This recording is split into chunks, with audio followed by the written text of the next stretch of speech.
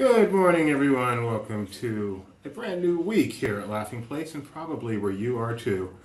Um, Probably. Probably, not necessarily. We can't figure it out. On the LPTV Disney Morning Show, bringing you what's going on in the world of Disney. It's been an exciting weekend, a fun week ahead. Too bad I won't be here for it, but Kyle will, I hope. So let's get started. My name is We'll QB Mosley. Not promising anything if you look at the staff schedule. Founder here at Laughing Place. You know, when we founded this site way back in 1999, we knew the day would come where we could leave it in good hands with a huge team that all decides to scatter all over the world at the same time so that Kyle is left to fend for himself and try to post it all. The funny thing about a busy week is it's busy because people are everywhere. And when they're everywhere, they're generating content wherever they are, but there's fewer people back here to actually process that content. And it's stressful. So good luck, Kyle. I'll be on vacation. I'm Doobie. That's Kyle Burbank, managing editor at Laughing Place. Wearing my giant shirt today because all my good stuff is already packed. Let's get started the way we always do by saying hello. Hello, Nikki B. Hello, Geo. Yeah, I did some work on that. Hello, Emo Boy. So it is Disneyland's birthday. We'll get to that in a second. But more importantly, it is a day when the stock market is open.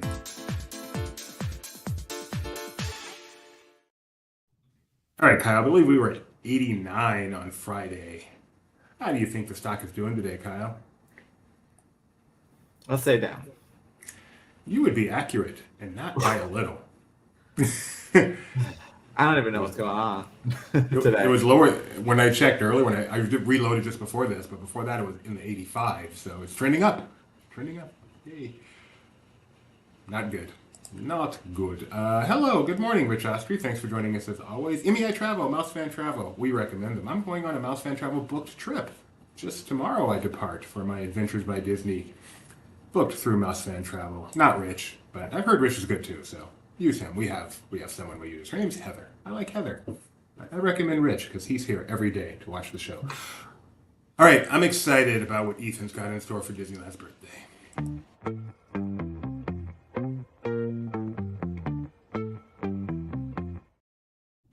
You might be a little disappointed on that front, but here we go. Good morning. I hope you all had a fantastic weekend, but now it's time for the LP Disney Weather Report. Well, right after I sing you a true classic of the 80s. Come on Jessica, come on Tori. Let's go to the mall, you won't be sorry. Put on your jelly bracelets and your cool graffiti coat. At the mall, having fun is what it's all about. I haven't done my homework yet and you know how my parents get. I don't care, cause all my friends are gonna be there. Everybody come and play. Throw every last care away. Let's go to the mall. Today. Let's get to the weather. Today, Anaheim will see a high of 87 that will feel like, gasp, 88. Tonight's low will be 72, so you may get by without an extra layer. Walt Disney World will start off well enough, getting up to an 87-degree high that feels like 100. However, thunderstorms and even heavy thunderstorms are anticipated to move in early in the afternoon.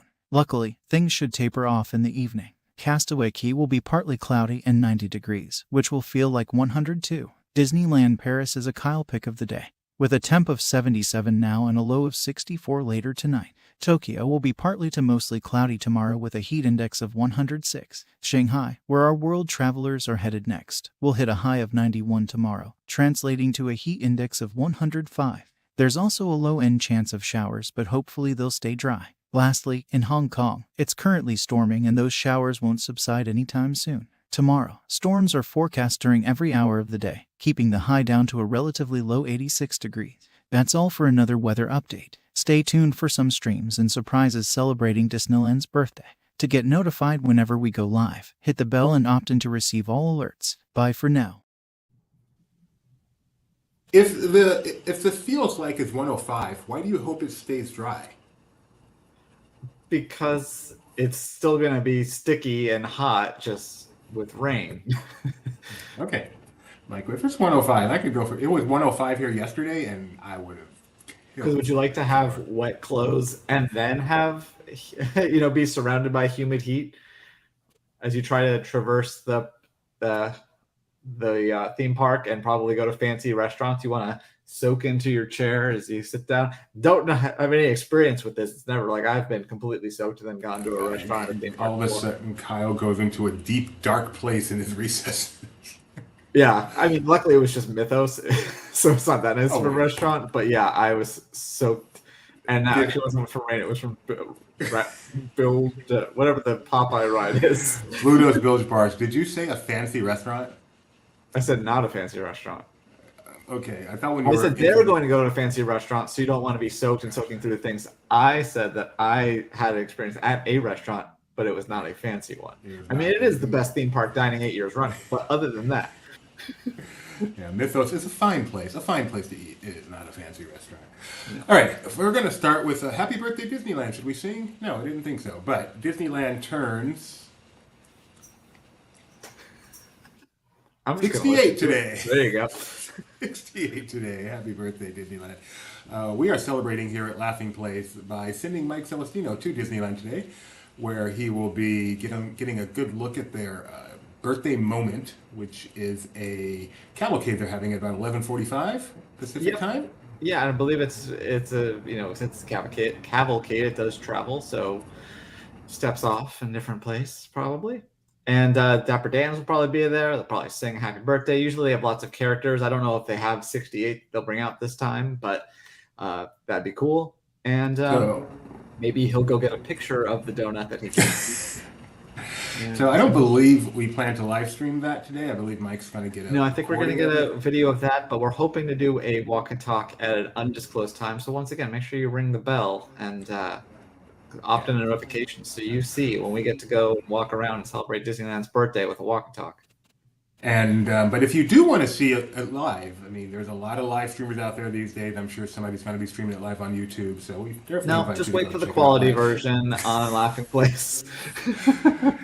You know, Laughing Place started way back on August 1st, 1999, when old Doobie Mosley started Laughing Place along with his wife Rebecca. You weren't who was that old not- then. Who was not old and still isn't old. What we did, our goal in life was to point people to other websites. This website has this today, and this website has this today. So I am comfortable saying, find a YouTube channel where you can watch that live stream and then come to us and watch our walk and talk and see a high quality. I don't think there's a single site on the internet that could survive doing such a model that these days. Certainly not one that ranks in the top 10 of all news traffic. All right. Happy birthday, Disneyland. And, I forgot to show the picture. How could I say happy birthday, Disneyland, and not share the image? This is the opening day picture of Disneyland as someone who somehow looks a little bit like Walt Disney, but was not actually him who Tom delivered Hanks. his speech to all who come to this happy place. Welcome. No. Running joke on Disney Trivia Live that Walt Disney was not at the opening day because I did a trivia question with that and forgot to mark him as one of the right answers. But speaking of trivia, normally we do a show tomorrow. We'll be out of town. So we're going to do one today, tonight, 7:30 p.m., celebrating Disneyland's birthday. That's locked in. That's a promise. That's locked in. That's a promise. Everything can always be canceled. But as of right now, it's locked in. It's a promise. I've written one of the contests. The other contests will be written. We're going to do one on Disneyland and one on the Disneyland Resort, meaning stuff other than Disneyland at the Disneyland Resort. So celebrate Disneyland's birthday with us at 7:30 p.m. Pacific tonight, right here on this very YouTube channel. And with that, let's move on to something else Disneyland related. We have a special guest for us today. Is our special guest ready? Yes, she is. All right, so let us remove this. She needs no introduction. She needs no introduction, but I will introduce her myself. I will introduce her the way... Oh, man, I should have had that ready. Dang it. You know what? No, I'm not going to do that. I'll introduce her the way I proposed to her way back in 1997. But no, that would be a little overkill. So I'll just say, here's Rebecca. Hi. Hey, One day Gideon Remember- will make that intro video. Do you remember how I proposed to you? that you. Could you say one line from the whole proposal? Oh no. Will you marry me? Neither can Yeah, I. exactly. You know what's really funny is what I remember about the proposal is that our friend and ragtime piano player on Main Street, Rod Miller, interrupted Doobie in the middle of his proposal and said, "Could you get this going?" Yes, that is the one part she always remembers, and That's frankly, what I I remember too. And you also remember how much I was sweating that day. I remember Right. that as well. Yeah, right through the shirt. Yep. That was August. Oh man, I don't remember the date anymore. Oh, I August. thought it was September. It I was think August something. Okay, fine. Yeah. April, August, December. That's how Yeah. we did this. But we met on Main Street, USA, at Disneyland, which is celebrating its birthday today.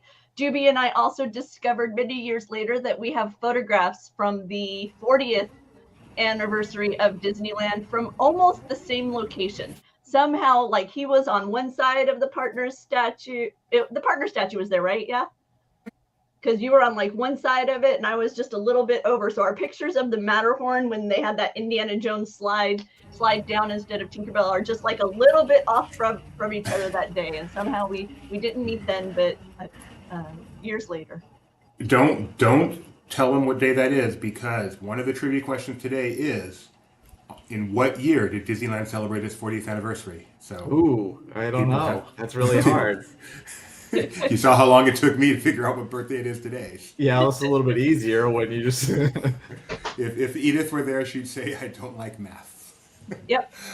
All right. So, but Rebecca's not here to talk about the birthday alone. She is also here to talk about a fantastic experience she had on Friday. I did. I attended a media preview of the amazing cuisine and sights and sounds that are coming to San Francisco Square. It kind of hit me that I was there for the dedication ceremonies of the Pacific Wharf locations. And now the next time that I find myself back there, it's going to be like so different and yet familiar. What they're doing is they're taking kind of the bones, that structure of the Pacific Wharf, and they're bringing it, instead of being the real world of San Francisco, it's going to be that fictional Big Hero 6 world of San Francisco. And much like we've seen them do with other areas as they've been with the Disney parks, they're trying to make this be like a living, breathing city. So the cast members are going to be costumed in a way that you would expect the San Francisco residents to be attired. They're going to have baseball caps representing local teams. I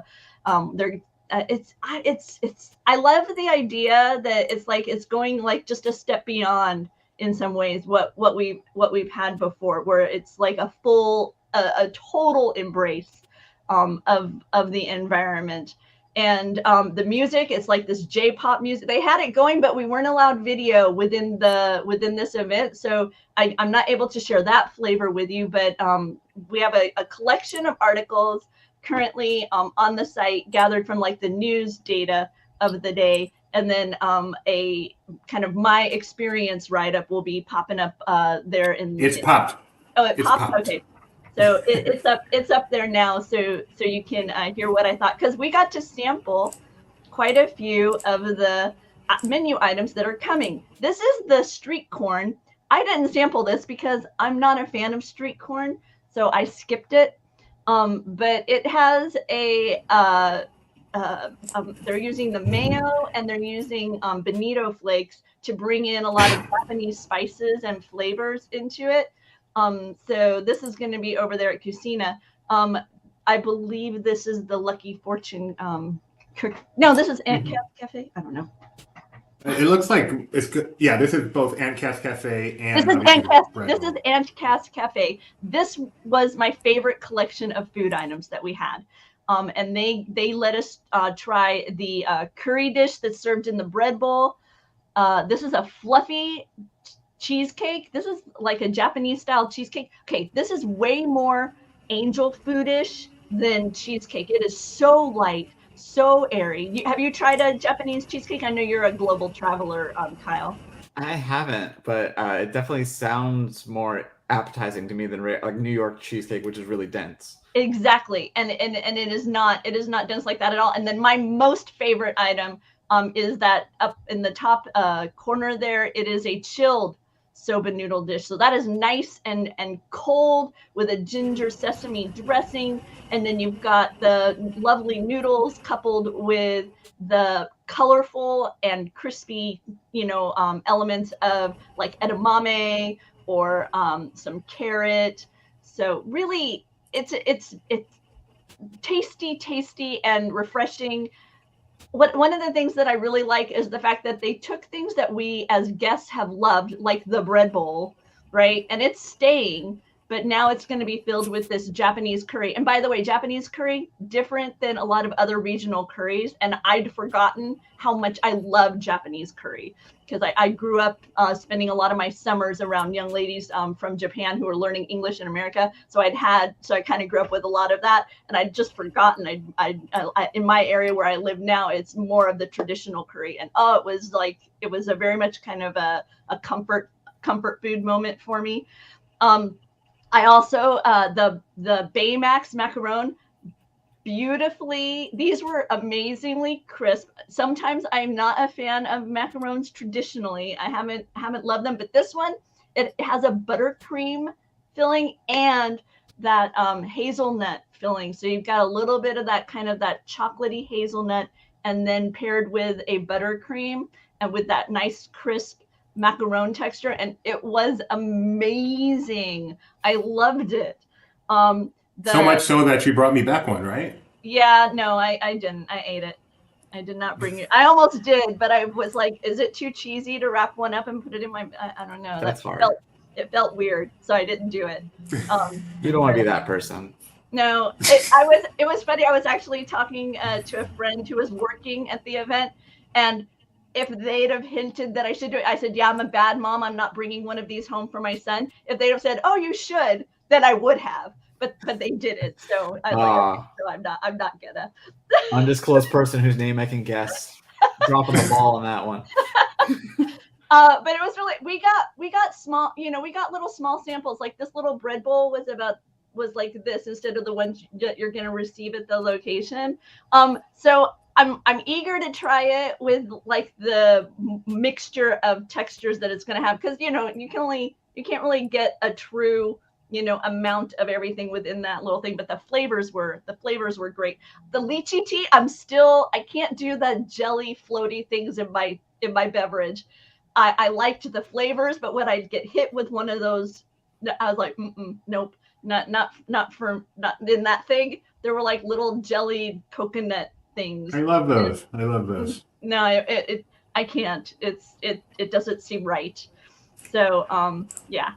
They also previewed some of the merchandise. They did. There's going to be Baymax sippers, and then what shocked me was that this is going to be the first time we're going to have like a true merchandise location, like a store over here at Pacific Wharf, and it hadn't really dawned on me that okay, yeah, we had the Mission Tour, we had Ghirardelli, we've had the Cucina, we've had Lucky Fortune Cookery, but we've not had a little shop.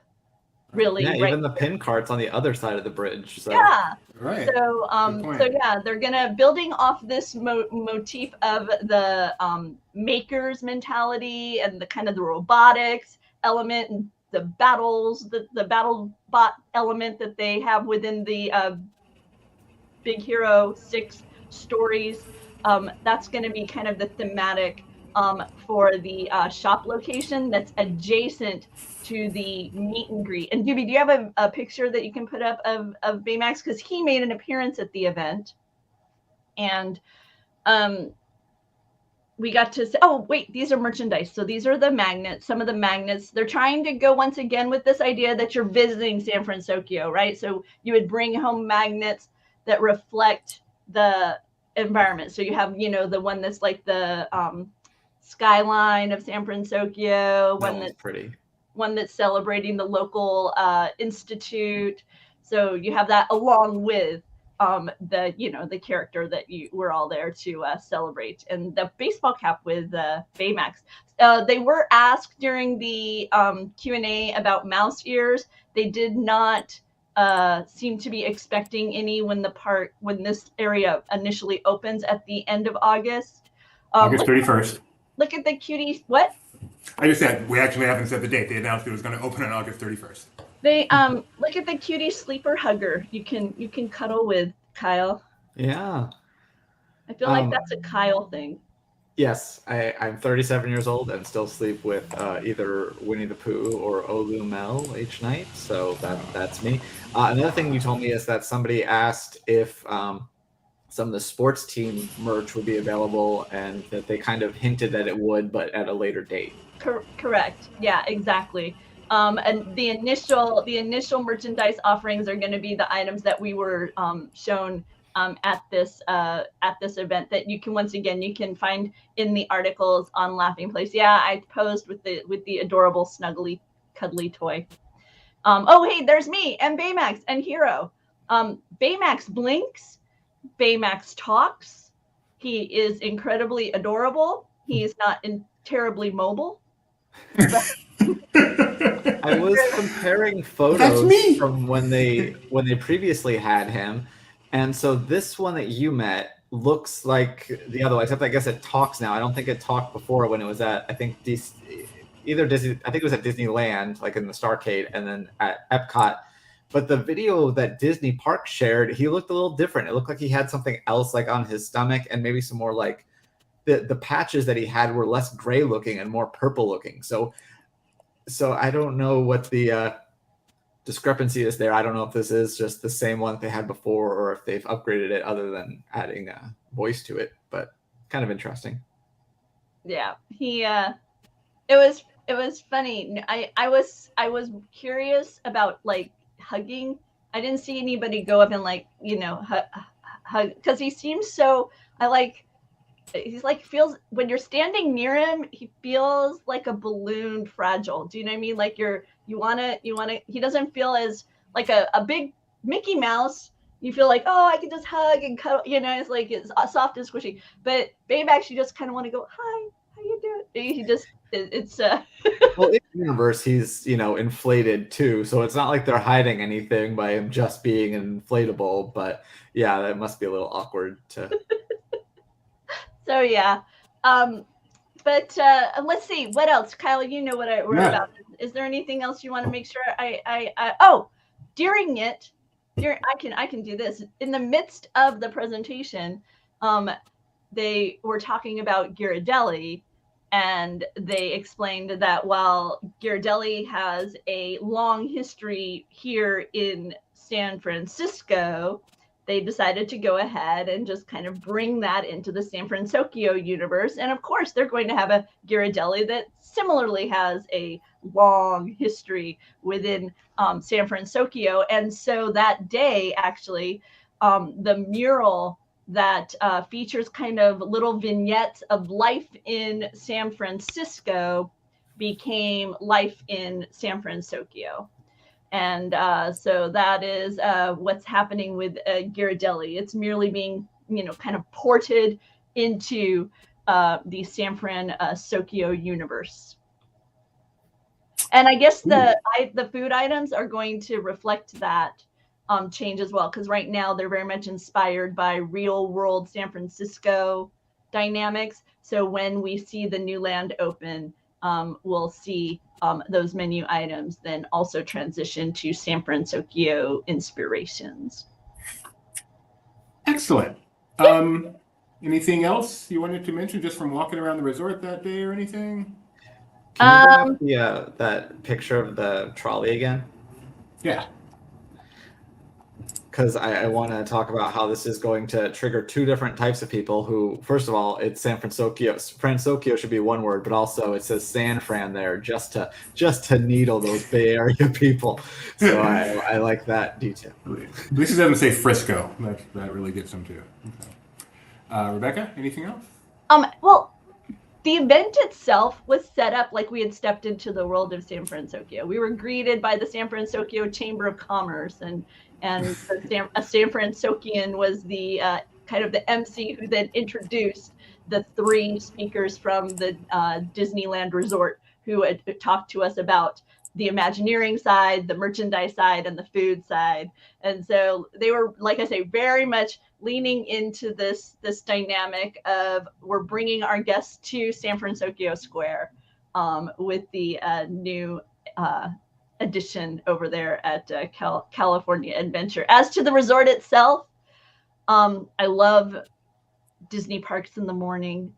It is one of my favorite things. And so wandering around downtown Disney in the morning hours before the shops are open, as people are kind of walking to the parks, is a delight. I got to wander around the Disneyland hotel. The new DVC unit is really taking shape. It's so weird. I can't get over how kind of like just like walled in you become now, at the in that area there by the monorail pool. Let's see, and then trying to think what else did I stumble on, because I didn't end up going into the parks on this trip. I was at an event the night before for the city of Anaheim, because their fall festival, the city of Anaheim's fall festival, is celebrating its 100th anniversary.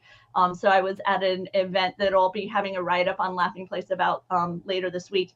But so I was at that on Thursday, and then at the park on Friday, and then I had to wing my way back home. So this was a very, very quick little trip to just kind of bring the sights and sounds coming from San Francisco to everyone.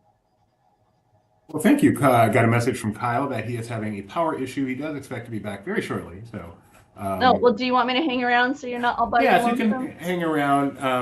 The ironic thing is our next story is the around the world trip, but we're usually we bring you on for that. But you and I have been away from that while Kyle has been handling it, so he's actually the one to talk about it. So I'll try to wait for him for that. Any other thoughts on Disneyland's birthday at 68 years? Oh, So walking through Disneyland, I am so torn on kind of what's happened to the Disney company. And I think I shared a little bit of this on with the team.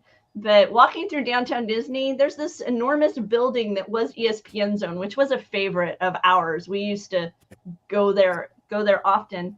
And now it is this empty venue, and it has all these Disney Plus banners and images around it. And it was just very, with all the kind of the economic discussions and dynamics, it just kind of hit me in the gut that what's kind of gone on with Disney Plus, how, there was all this excitement that we had for it as a streaming service. I remember Iger talking about how we're throwing those vault doors open. And so, as fans, we're envisioning all these, classic, I'm thinking, oh, maybe finally that Mickey Mouse Club that I saw in the 70s, that like only the Walt Disney World trip visit, has ever seemed to have made its way back to TV, after I think they ran them for a little bit on the Disney Channel, very, very short window. Things like that. I thought those would make their way back, and just many, many other kind of, not typically seen Disney programming, and that didn't come to fruition. And then I know the irony that we used to lament the fact that there was so much stuff that we really wanted to see on Disney Plus from the library and from the history that never came, to now just hoping the stuff that did come doesn't leave. Right. And then now you have people who are like, partway through Mysterious Benedict Society season 2, and poof, it disappears. Or that movie with the kids visiting a planet or something. Crater, where it's just there for such a short period of time, and it's just wow, what a different thing it is. And I was telling you, Doobie, that part of me wonders, like, just how, I know you have to be big to survive in this modern kind of economy, but sometimes I wonder, like, does the fact, like, if you're a passionate Star Wars fan and then Disney comes in and now Star Wars isn't as appealing as it is to you, because I know some people, didn't fully embrace that second sequel, trilogy. Does that now, when you see Disney on a film, do you now have a kind of a lesser, does it impact your overall desire to go to a Disney film? And then when you see, a Pixar film underperforms, does that also, because of the Disney umbrella is so big now, does that also cause you to look at whatever that next Disney film is, a little side eye? It's For sure, especially since I don't think the vast majority of the public realizes a difference between a Pixar film and now that they're all 3D. I don't think people know. Oh yeah, Coco was Pixar, but Frozen was Disney, and Merida was Pixar, But Rapunzel was Disney. I'm not even 100% sure sometimes. And you know, I live in this world, so. And with them being under the Disney Parks umbrella, at least on the West Coast, right? Because you've got Marvel in the parks, you've got Star Wars in the parks, you've got Pixar, you know, very, very clearly. It's one of those things where I wonder sometimes if by being so broad, if they kind of have, I don't want to say devalued, but No, but like there's just a kind of, you know. it spreads, but it works the other way too. When Right, things are going exactly. well, oh, there's another Disney movie. It doesn't matter, Pixar, Star Wars, Marvel, people get all excited. But then when it's down a little bit, it's contagious that way too, I think. So, and unfortunately, it's down right now. The stock this morning was 86, which Wow. I mean, way forget half of what the top was. We are getting way below half of what this company was once valued at. It's an interesting time, and Yeah. you know, the fear. I mean, it's not just a matter of, you know, your portfolio, which does matter. I've got Disney stock too, but it's also a matter of the cheaper this company gets, the bigger acquisition target it becomes. The Right. cheaper it is for some bigger company to come swallow it up. And I think Disney would prefer to avoid that. And then if they can't avoid it, at least have them choose who it is before some other company comes and does it. And you know, as the stock price drifts lower, that's always something to keep an eye on. Is Disney at some point not going to be able to stay just its own thing? So all of us, myself included, who don't necessarily love the fact that Disney just keeps growing and growing, acquisition, Fox, blah, blah, blah. The flip side of not doing that is instead of them acquiring Fox, you know, blank acquires them. Right. So pick your poison, Like you know. eat or be eaten.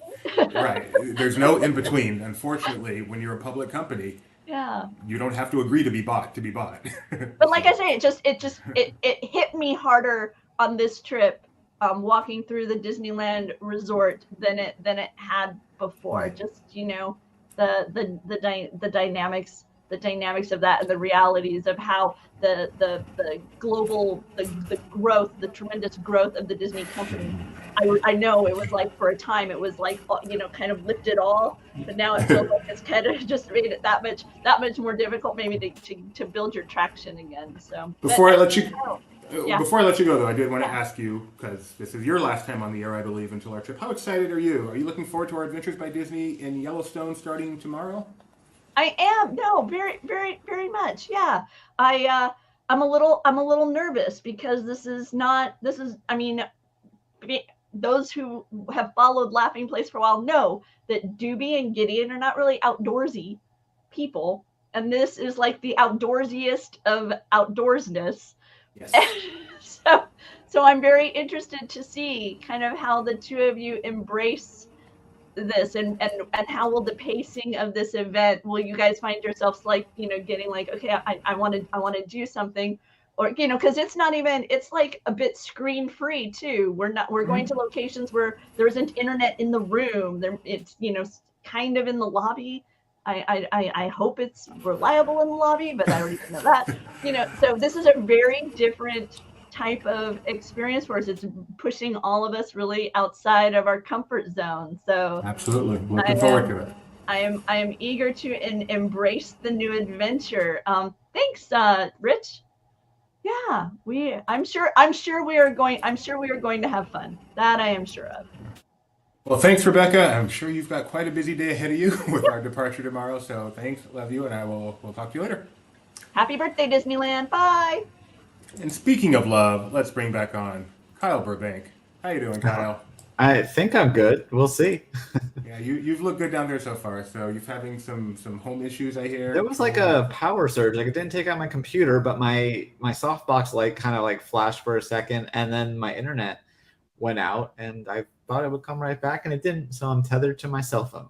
Hey, it's working. So we've talked about San Francisco. Now let's travel there, of sorts. Actually, they went from San Francisco to Tokyo.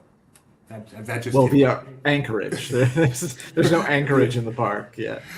So I know you and I think Luke have been kind of managing this over the weekend while Rebecca and I were unavailable, and we'll continue to manage it. Just me.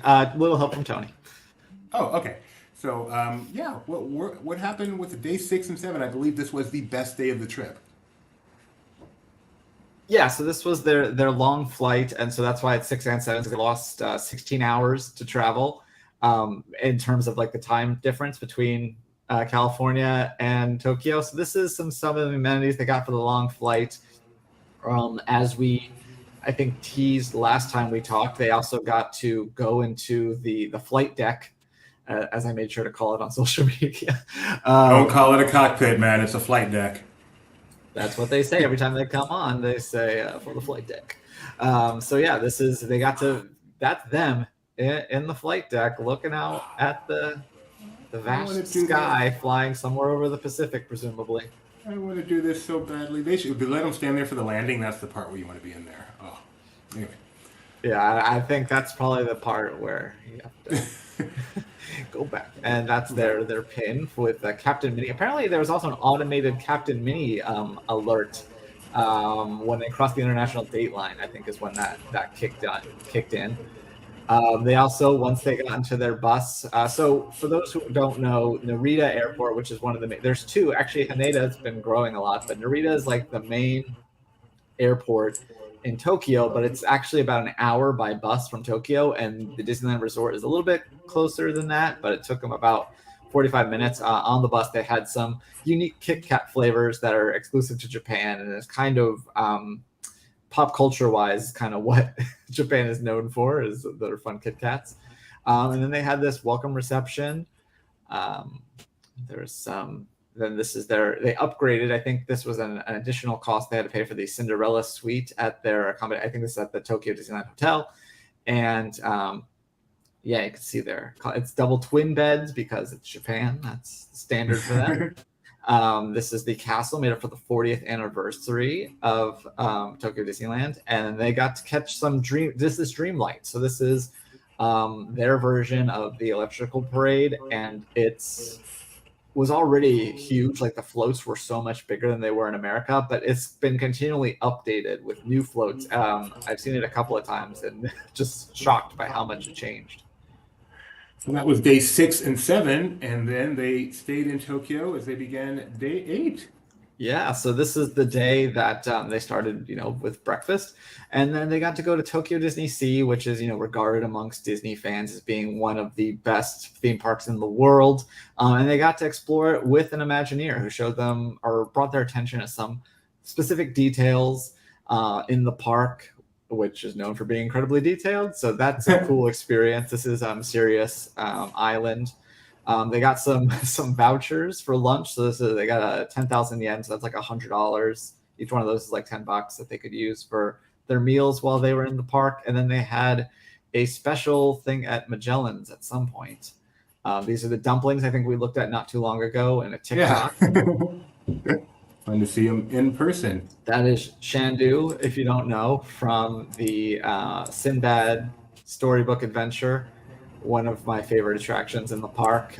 He's adorable and great merchandising. And speaking of merchandising, Duffy and all his friends reside there. So, of course, Alex had some photos of those. And got to tour the park and eat well. Did they have dinner any place special? Do you know? Yeah, Magellan's, which is the fancy table service. I think they had a private dinner there or a special dinner there. And then this is their pin with Chip and Dale in front of the Mount Prometheus at Tokyo Disney Sea across the bay there. What's it called? The I don't know, Venetian waterfront, whatever it's called. And yeah, they got a Konnichiwa pin as well. And got to see some of the great entertainment and just spent an awesome day at Tokyo Disney Sea, of course. And also, like on the bottom there, that's like a little Easter egg. Our coverage is presented by Ravensburger Around the World, and they've been taking the Around the World game around the world. As you can tell, this is in their Japanese hotel room. It's got the fan behind it and everything. Which is really cool. Thank you, Ravensburger, for allowing us to show this Around the World game literally around the world. I love that sponsorship there. Cool. So that is the latest on the Adventures by Disney trip. Do you know what they're up to today, /yesterday, /tomorrow? I'm not sure how that works. I think yesterday at this point was more Tokyo Disney. I saw that they got to go to Club 33 at Tokyo Disneyland. So I believe today they should be headed over to Shanghai, which shouldn't be that long of a trip. So they should be able to spend some time in the park there. But again, 16 hours ahead. So it's just completely flipped in terms of how the times that these reports come out and things like that. I knew things were a little confusing when Benji texted me yesterday and said, "Are you up?" And I'm like, "It's 7 o'clock at night, so yes." I know I have lazy Not me. Sundays, but I am awake at 7 p.m. So Alex has been so nice to be doing these trip reports every single day for us. We definitely love appreciating it. If you'd like to be kept up to date even more often than that, follow on Twitter, follow on Instagram.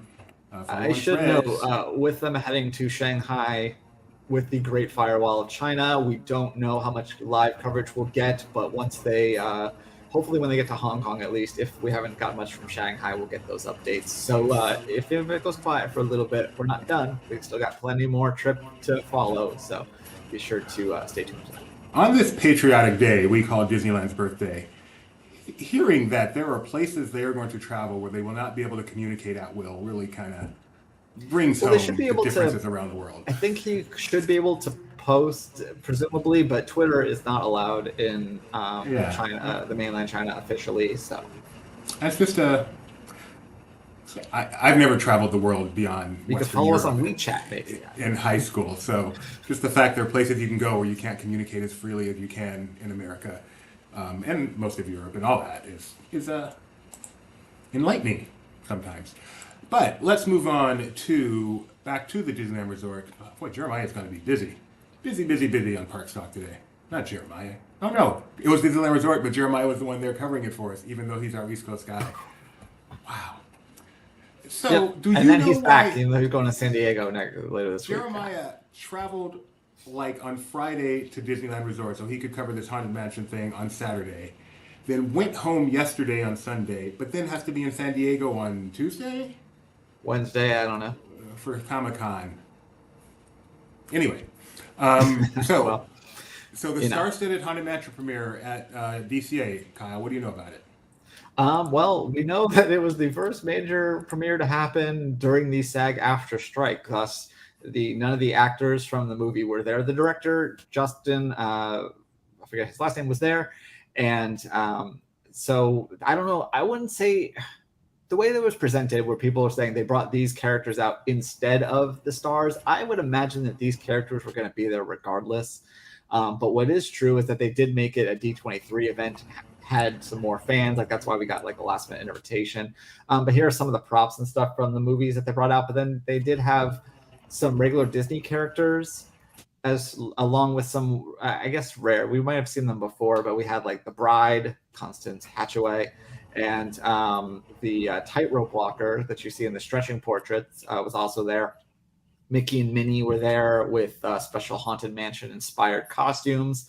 And then just some regular villains came out, which is, I'd say, if anything was subbed in, that one was probably having saw Cruella de Vil and Maleficent, and I think Evil Queen. I don't 100% remember.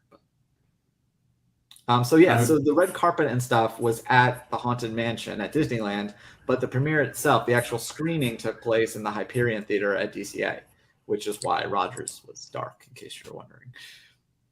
Explain it. And then I guess the stars were there recently, but not yesterday, to do a fun interaction. Yeah, they purposely filmed this a few weeks ago. So yeah, you had I forget the first gentleman's name, but obviously Jamie Lee Curtis and Owen Wilson. This is them just kind of doing some different lines from the thing. But then they also had them, surprise guests who I'm sure had to sign waivers ahead of time and knew something was up. But it's some fun footage. Prize guest who had to sign waivers ahead of time. Lakeith Stanfield is the. Thank you. Yeah, I've heard he's kind of the linchpin of this movie, and apparently I don't know if it's on your list, but we have some early reviews and they turned out to be pretty positive. And one of the things people talked about is that this movie is actually while it's fun and has elements of horror, it's really about grief, apparently. And they said that he in particular does a great job with the material there. Great job of being sad. Oh, yeah, Jeremiah really liked it. He got to see it. He gave a video review, which I'm not going to show, but he did. So kind of looking forward to that. We had a social roundup article, and we seem to be pretty positive. to be pretty positive.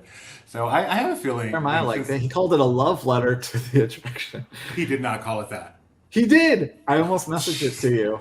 But yeah, Doobie and I just had a conversation about how we need to like rein in use of a love letter to. And then, yeah, the first thing he says, this is a love letter to the attraction. So I thought that was funny. He didn't know. Like, yeah, it's just, it's such a common It's phrase. so these cliche. days. By the way, I used it in an article I wrote recently about Tiana in New Orleans. So, you know, only so upset I can get about it. Nikki B is excited for it. I'm a little bit excited for it. I am not excited because there's about 4 movies now that I really want to see, and I have a feeling I'm not going to see any of them. And this is on the list, but I'm glad that they seem to have made a really good film here, a little bit better than the Eddie Murphy version of this film.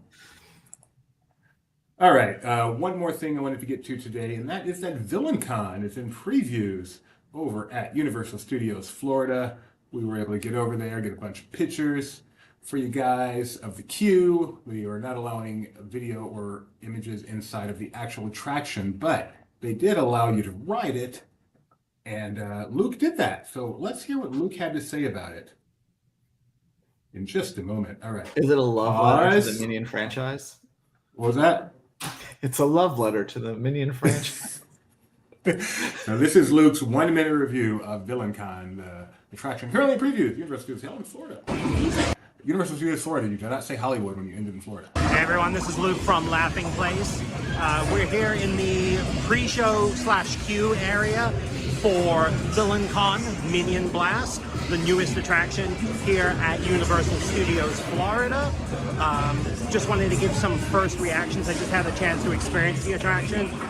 We'll have full vlogs later today on laughingplace.com. But it is a really cool experience. Something unlike anything I've ever really seen before. Very similar to like Men in Black or Buzz Lightyear Astro Blasters, that kind of shooting thing, but all on a moving walkway. It's really cool. It's something very unique, and I think Universal's got another game in their hands. So stay tuned later today for more photos at laughingplace.com. Thanks for that, Luke. Still waiting for that full review up on Laughing Place, so I wanted to read the final paragraph, and we don't get that there. Well, he has an article. Did he not? Did he say anything in that one? Mm-mm. I mean, no. Okay, wait. Riveting, isn't it? Okay, now basically just what he said there. So I will no final paragraph to read. That's what I'm looking for, and we do not have it here, but that's okay. Thank you for that, Luke. All right, so I believe that is all we've got at this time. We will do a quick check of the Twitters and such before we go off the air. But right now, let us go ahead and do...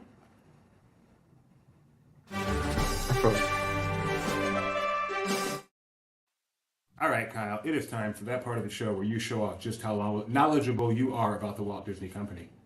On this day in 1955. Yeah, so I'm not even going to... I mean, I am going to say it, but I'm not going to make you guess it. That's too easy. Let's do that. That's what I'm going to do. Okay, so on this day in 1943, a Disney movie was released. This strong propaganda film, based on a book of the same title, combines live action with animation. It promotes the idea that only long-range air power can win World War II. Sorry, I was dropping something about World War II. Is it World War II and air power? It is not through his face. It is victory through air power. I'm sure if you had heard the entire thing successfully, you would have gotten that right. We're going to give you credit for that one. Victory through air power. On this day in 1955, a theme park opened.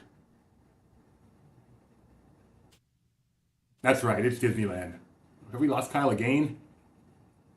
Oh no, we've lost Kyle again. All right, we haven't lost Kyle. That's okay. On this day in 1955, a theme park opened? Disneyland. Not Disneyland. 1956, John. But did you know one of the hosts of the Disneyland opening day show, Art Linkletter, was celebrating his birthday that day? He was born on this day in 1912. Very nice. And did you know that today was supposed to just be a preview day? It's not the real opening day. Okay, Doug. On this day, that is a Doug Marsh bugaboo. That it was just No, I'm still 7th is the correct anniversary. I'm just saying it was intended to be. Yeah, it was. I mean, it was a media preview day. But then people started hopping over the fences and stuff, according to Steve. On this day in 1961, a live action film came out Set in Scotland in 1875, it tells the story of a Skye Terrier named Bobby who travels to Edinburgh with his master, a shepherd called Old Jock. When the man dies of old age, exposure, and starvation and is buried in Greyfriars Kirk, the dog refuses to leave his master's grave. All the words of the title are in that description.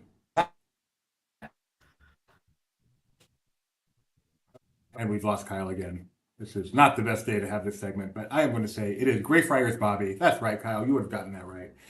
Greyfriars Bobby. I'm just going to rush through these. I think we have lost. Kyle's tether lasted as long as it could. So I'm going to take Kyle off. If he gets real internet, we'll bring him back. But I'm going to finish the Sam Disney history without him. If you feel you're good, Kyle, come on back in. On this day in 1963, a movie came out, a sequel to Old Yeller called Savage Sam. In 1965, I just found this out when I did this last night. 10-year anniversary of Disneyland is when Great Moments with Mr. Lincoln opened at Disneyland, fresh from the World's Fair. Opened at Disneyland in 1965. 1989, another Disneyland attraction opened. Do you know what opened at Disneyland in 1989, Kyle? 1989. I really should. No, that was 86. At what land? Can you give me a land? Is it the land? Is it New Orleans Square? It is not New Orleans Square in 1989. No, but I believe the day before it opened, the land was Bear Country, and then once it opened, it became Critter Country. Yeah. So is this a zip? Splash Mountain is correct. We'll get up, Tony. Very good, Tony. On this day in 1992. On this day in 1992, a sequel to an extremely popular, fun Disney family live-action film came out, which is also extremely popular and fun, but not quite as popular. Your hint is Wayne Szalinski. Okay, so Honey, I Blew Up the Kid. Excellent. And finally, on this day in 2015, perhaps the last Marvel film that was actually something different came out. Is that Sandman? Yes, very good. Yeah, man. They've had good ones since, but they've all been the same. Also, right. Disneyland celebrated its 60th birthday. On the thing I go to, thisdayinhistory.com, that is like there. Disneyland celebrates its 35th anniversary. Disneyland celebrates its 40th anniversary. It did. Looks like Who's the Boss podcast has now been released, so if you're a fan of that, go check it out. He has a first-time guest, oh, that's nice, Obi Sean from the Forced Diet podcast, and they just talk about the new video game, Jedi Survivor. So if you're a video game fan, Geo, that's for you. Again, tonight we will have Disney Trivia Live at 7:30 p.m. Pacific featuring Disneyland only trivia. And tonight at 4 p.m. Pacific, we will have Disney Parks Talk Live, where we will once again go through San Francisco. Deborah, if you're a big fan, we're going to talk more about San Francisco today at 4 p.m. Pacific, as well as everything else going on in the world of Disney theme parks this week, or over the past week. Some point this afternoon, we're going to go live from Disneyland on its birthday with Mike Celestino and myself. And we are just finishing up this one. So it's a 4 Doobie Monday. If you like to hear my voice, you are in luck for the vast majority of you guys. Sorry. What you get for trying to take a vacation tomorrow? You have to endure one more day. Or one day more, as they say in that book and movie. All right. I know we're 6 minutes to 10. I don't care. We're done. Thanks for joining us, everybody. I'm going to be gone for the rest of the week and probably through next Tuesday on my Adventures by Disney. Can't wait. Hopefully we'll get at least a few of these in, because there is just so much going on between now and my return with Comic-Con and the adventure around the world and my trip, which I hope to do some social from. So good luck, Kyle. Have fun over the next week.